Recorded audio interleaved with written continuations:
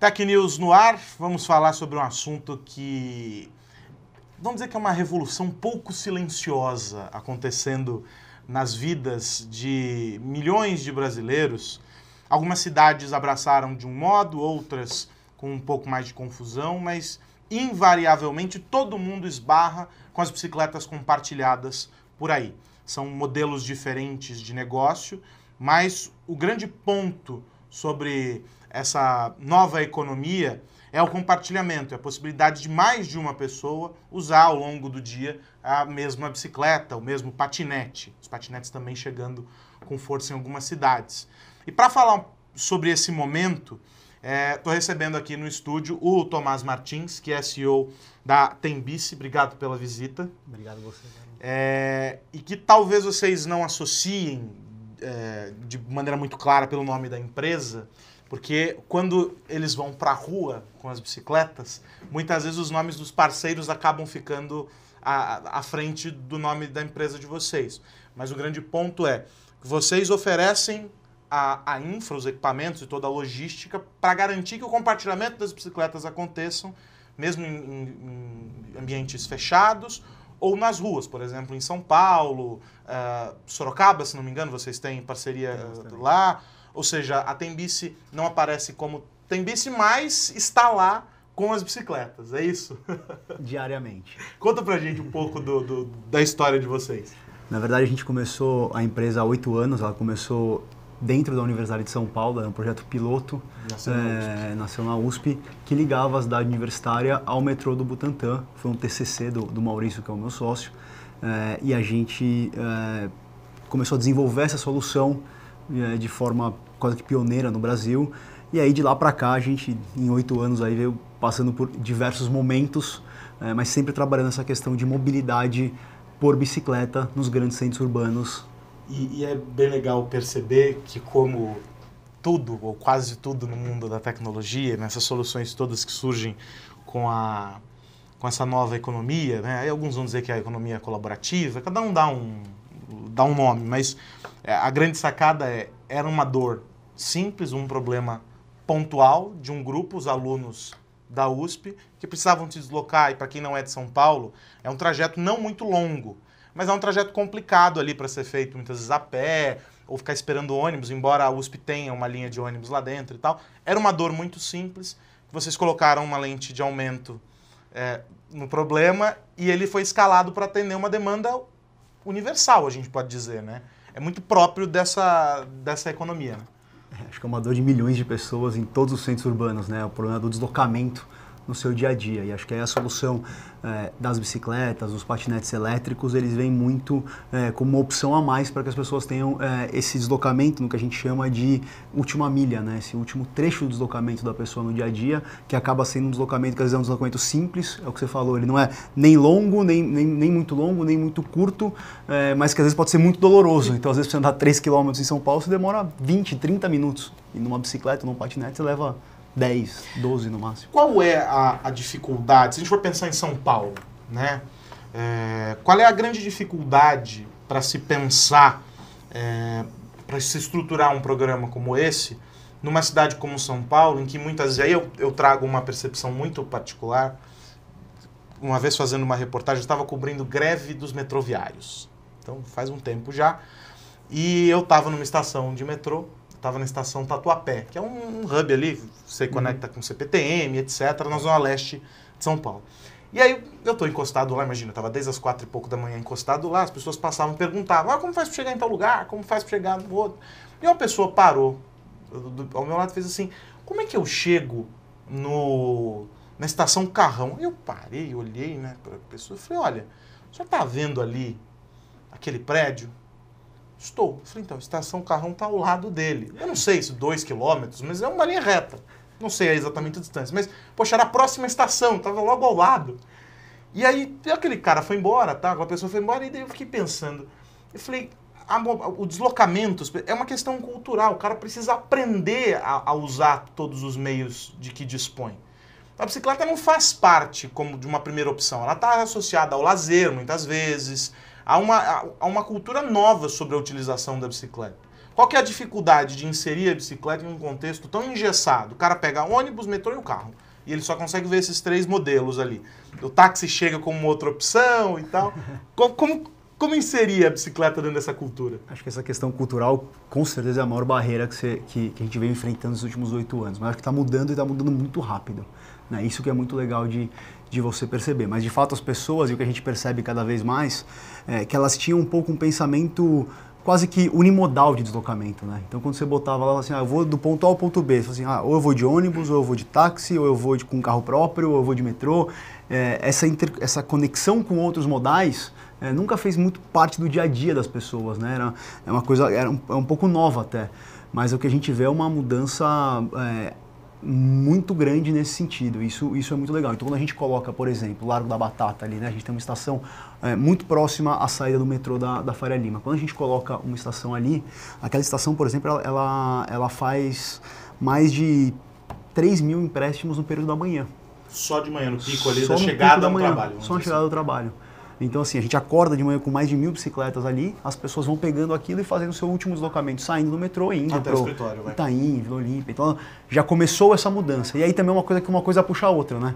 Quando você vê uma pessoa usando, você fala, pô, isso aqui pode ser uma possibilidade. Você vê a segunda pessoa usando, vê a terceira pessoa usando, isso vai aumentando organicamente. E o que a gente vê que é também diferente é que em situações extremas, né? Então, a gente teve 2 esse ano, como por exemplo a greve dos caminhoneiros, a gente teve um aumento de mais de 50%, mais que o dobro de utilização no sistema. E aí o que foi muito legal é que esse pico que teve de utilização, depois de maio, quando acabou a greve, ele se manteve.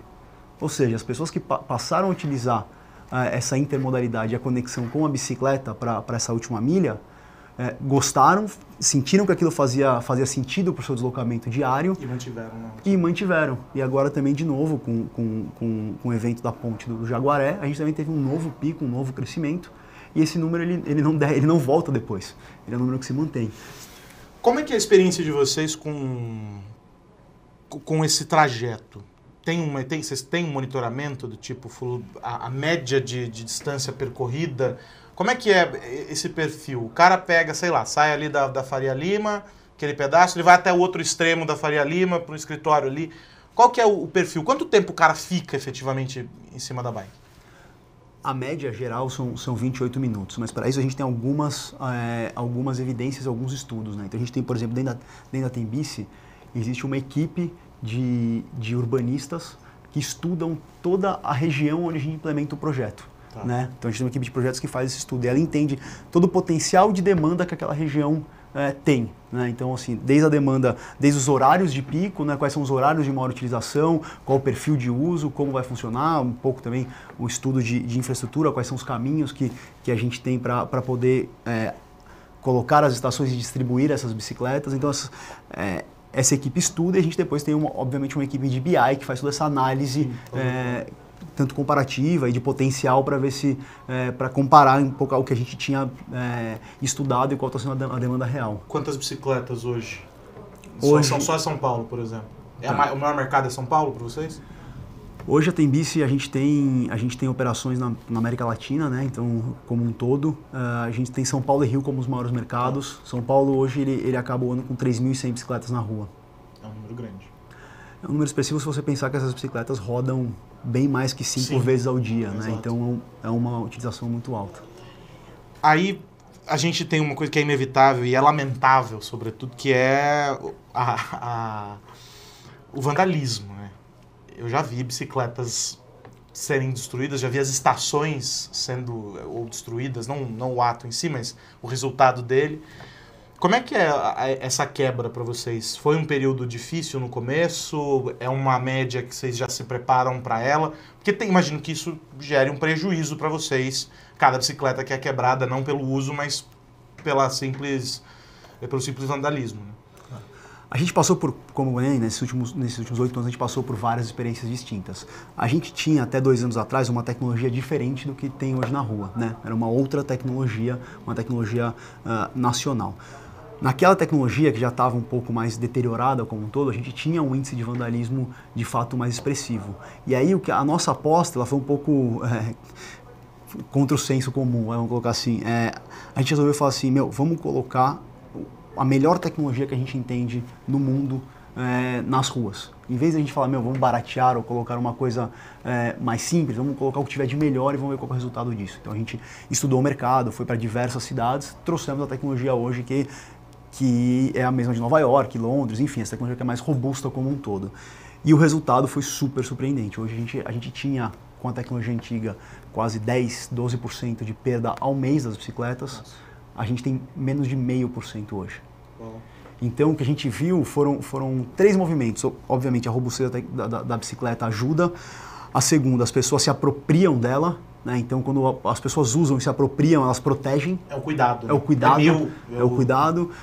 E acho que também as bicicletas rodam tanto que elas têm menos disponibilidade para serem vandalizadas. Porque a bicicleta não fica parado. Não fica parado. Então, assim, esses 3 fatores. E aí foi legal, porque a gente falou assim, cara, assim, as pessoas... elas querem coisa... A gente tem muito esse senso, mas aqui no Brasil não vai dar certo, isso é vandalizado. Cara, a gente fez uma aposta contrária. A gente trouxe o que tinha de mais caro no mundo e falou, vamos colocar isso à disposição da população. E o resultado está sendo esse. É óbvio, a gente tem um monte de mecanismos também de proteção e tudo mais, mas o resultado, no geral, é muito positivo. E isso a gente fica muito feliz em ver esse resultado, de ver que as pessoas estão se apropriando do modal da bicicleta e dessas novas bicicletas e utilizando elas no seu dia a dia. Se a gente for colocar o Brasil frente a outros mercados, o aprendizado dos usuários aqui, ele demorou mais, demorou menos? Essa quebra era geral ou era só São Paulo? Porque tem-se aquela impressão do brasileiro como o mau elemento, né? Lá fora vocês tiveram essa experiência com a perda de bicicletas e tal? Não, acho que aqui a gente está dentro dos índices mundiais, assim. Acho que essa questão do brasileiro, obviamente tem um pouco senso comum em cima disso, mas a gente vê o contrário quando você faz um investimento que a população entende que faz sentido, a gente vê o contrário na rua. Então a gente não teve nada de diferente. Que me leva a uma viagem sobre o quanto a gente pode ensinar as pessoas, né? E o quanto faltam políticas para um incentivo.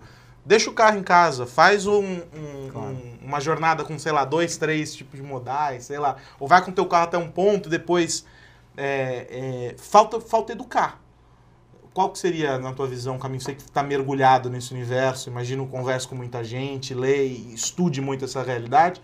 Qual que é o caminho possível? Porque é um esgotamento evidente da possibilidade com carro. O viário está esgotado. Já chegamos no limite. Qual que é a saída do ponto de vista de educação? Faltam políticas para isso? Tem muita pedrada, por exemplo, em cima de ciclovia, ciclofaixa. A gente acompanhou durante a gestão Haddad em São Paulo essa questão. E havia, sei lá, ciclovias que não tinha a menor razão de existir. Outras que foram muito bem abraçadas. Na Paulista eu usava o tempo todo. De manhã eu chego que tem nego correndo lá e tal. Outros de bicicleta, o pessoal se deslocando entre escritórios. O que falta para você começar a trabalhar isso como uma questão de política pública? Porque no final é isso, né? Não basta o esforço só de uma empresa bancar e ter lá as bicicletas.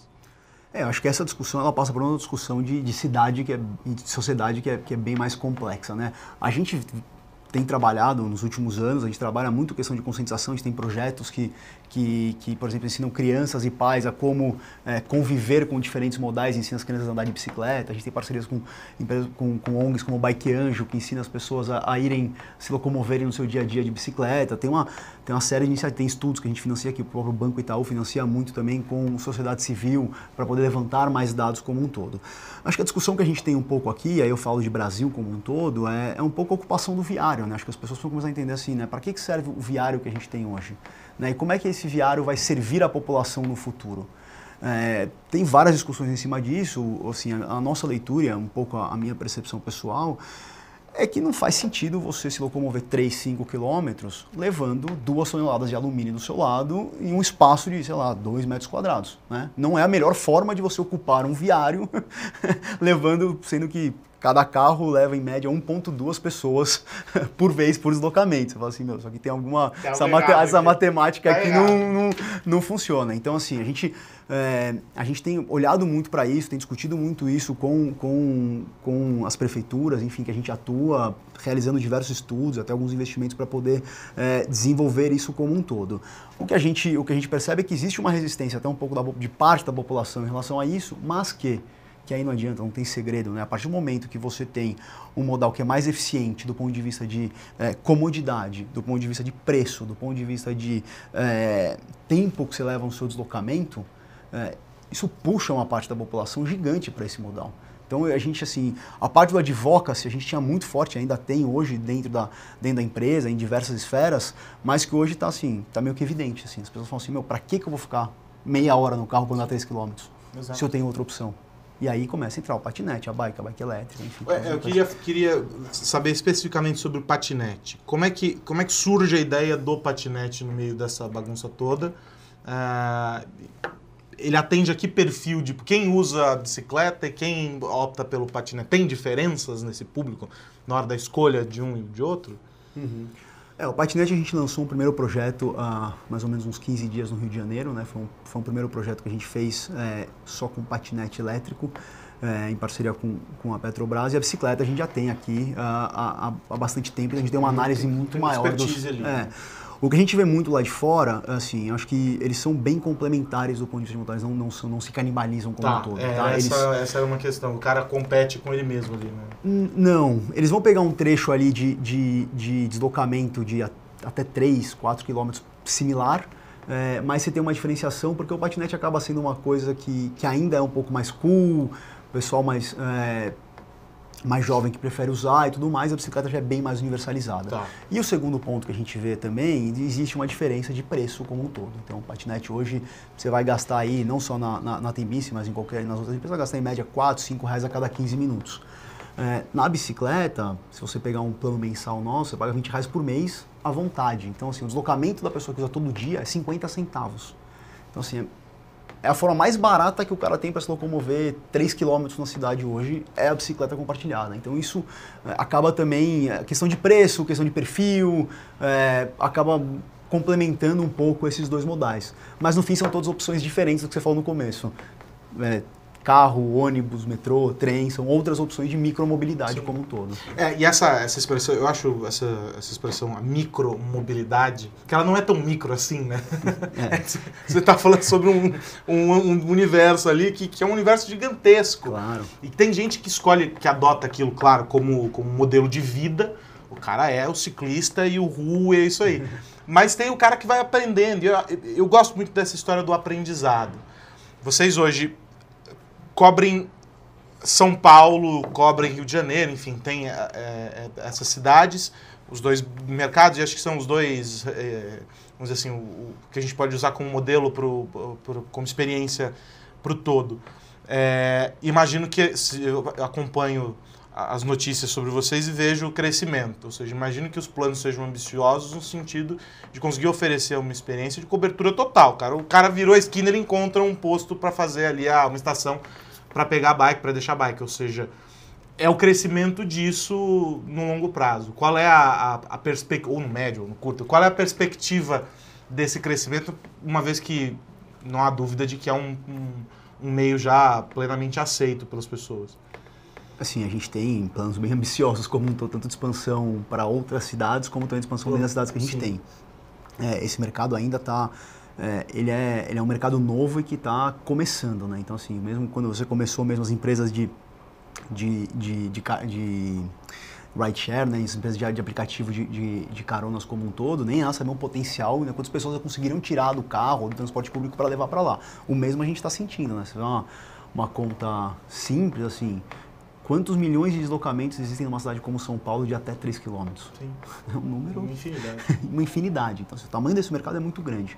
E o que a gente está vendo é que, de fato, tem produtos que cabem em cada tipo de deslocamento como um todo. E é isso que a gente está estudando bastante. E é legal porque você vê também um pouco a adesão das pessoas, mas também o perfil de uso em cada cidade. Então, quando você falou, por exemplo, São Paulo e Rio, né? São Paulo, que a gente tem aqui, é um perfil de uso muito para trabalho. Então, assim, 90% da utilização é das 7 às 10, das 17 às 20, em dias de semana. Então, o paulistano que está usando o sistema de bicicleta compartilhada está pensando como eu chego no trabalho, como eu vou embora do trabalho. No Rio de Janeiro, também é muito trabalho, tem esses momentos de pico, mas o carioca, até pela questão acho que do DNA, de ocupar mais a rua, de se locomover mais na rua como um todo, a gente tem a utilização, ela começa no começo do dia, né, ela chega num pico da manhã e depois ela só vem crescendo ao longo do almoço e no fim do dia. Por que isso? Porque o carioca ele pensa na bicicleta, ou está pensando na bicicleta compartilhada para se locomover para qualquer lugar. Então, para ir para a faculdade, para ir para o restaurante, para ir para o shopping. Então, aquilo ele incorporou não só no tipo de deslocamento de trabalho, ele também incorporou em outros. Mas que é um aprendizado que eu acho que tem chance aqui em São Paulo também. A gente trabalha muito, mas, poxa, você se desloca para tudo. Total. Né? Ou seja, você tem uma margem para incorporar aquilo para a tua vida em outras esferas. Não, e a gente já vê isso acontecer. Então, assim, os momentos de pico acontecem muito, mas a gente já começa a ver um aumento nos outros, onde o cara começa a considerar aquele modal. Queria fechar contigo, você citou os aplicativos de carona, etc., e queria ouvir a tua percepção sobre isso, de que há espaço para cada um desses modelos, pelo menos eu entendo dessa forma. O aplicativo de carona ele é complementar ao compartilhamento de bicicletas, que pode ser também complementar para o carro particular, com o táxi, ou seja, um completa o outro nesse jogo. E essa é a visão que hoje a gente precisa ter e que, ao contrário do que a gente assistiu lá atrás, quando havia uma briga, ainda há uma briga, você ouve, eu pego o táxi e eu escuto eles reclamando dos motoristas por aplicativo, de competição, quando na verdade não, é só oferecer uma possibilidade nova para o usuário, para o cidadão, que é complementar as outras possibilidades que já existem. Ou seja, não estamos dizendo aqui que nós vamos jogar fora os modelos, você não precisa vender teu carro hoje, mas é fazer um uso mais inteligente dele, entrando no aplicativo de carona, usando... Para viajar no fim de semana. Isso, esse é o espírito, ou seja, a gente precisa começar a trabalhar essa visão também da sociedade e não só a defesa do meu quadrado. Entender que o meu quadrado ele se completa com o outro, a gente faz um grande quebra-cabeça aqui. Você tem até cresce o mercado do outro, né? Isso a gente, claro, parte do nosso movimento hoje das bicicletas compartilhadas vem muito porque as pessoas começaram a utilizar, por exemplo, os aplicativos de carona no seu dia a dia. E aí deixaram de usar o carro particular, por exemplo. Então, acho que esse movimento todo ele se completa sem dúvida nenhuma. E o legal que a gente vê é que quando você, né, que foi a expressão que a gente colocou aqui de micromobilidade, ela traz um componente para as pessoas que a partir do momento que elas enxergam outras opções, você tem a microdecisão. Então você fala assim, vou sair daqui para ir para lá. Quando você tem uma oferta de opções, você fala qual que é o melhor e qual que eu quero naquele momento. O que me beneficia agora. O que me beneficia agora, com preço, com tempo, com comodidade, enfim, com N variáveis que você vai colocar. Mas quando você tem opções, você acaba não tendo se fechando a uma só. Eu só vou de carro, eu só vou de táxi, eu só vou de ônibus. Não, você tem uma série de opções e fala assim, qual que é a adesão que eu vou tomar para fazer esse micro deslocamento agora? E é isso que a gente está olhando muito, assim, quais são os momentos dessas micro decisões para a pessoa tomar a decisão se ela vai para qual tipo de modal, mas que todos se complementam e são opções a mais para as pessoas, eu não tenho a menor dúvida. E o grande ponto para que você possa tomar essa decisão, você tem que ter a opção. Então daí a gente não pode ficar se fechando para o novo, né? E é o que a gente vê, os caras saem correndo, não, isso aqui tá errado, vai acabar. Não, amigão, calma, vamos entender. Acho que esse no fim é o espírito legal. E quem quiser conhecer vocês, entender as cidades e etc., tem o site, o que você quer deixar como endereço? Acho que é um serviço importante para quem nos ouve, nos assiste no Brasil todo, fora do Brasil. Onde está a Tembici? A Tembici hoje, ela, como eu te comentei, a gente é a maior operação de bicicletas compartilhadas da América Latina. A gente está em 16 cidades, Santiago, Buenos Aires, São Paulo, Rio, Recife, Salvador, Manaus, Belém, Pernambuco, Sorocaba e algumas outras cidades, mas quem precisar de qualquer informação, contato, é só entrar no site da Tembici mesmo, que lá tem tudo disponível. Perfeito. Esse é o Tomás Martins, ele é CEO da Tembici, nesse papo muito legal falando sobre mobilidade, falando sobre micromobilidade e falando sobre o poder que esta nova economia e que a tecnologia dão para você, cidadão, para você usuário, de escolha. Se a gente pode escolher, por que a gente vai ficar jogando fora as opções? Elas todas têm que estar sobre a mesa e aí você tira ali aquela carta que melhor serve num determinado momento. Pode ser numa hora a bicicleta, na outra pode ser o ônibus, na outra pode ser o seu carro, na outra você pode ir a pé também, que faz bem para a circulação. Enfim. Claro. Tomás, obrigado pelo bate-papo, muito legal. Até a próxima. Te agradeço, obrigado. Um abração, tchau.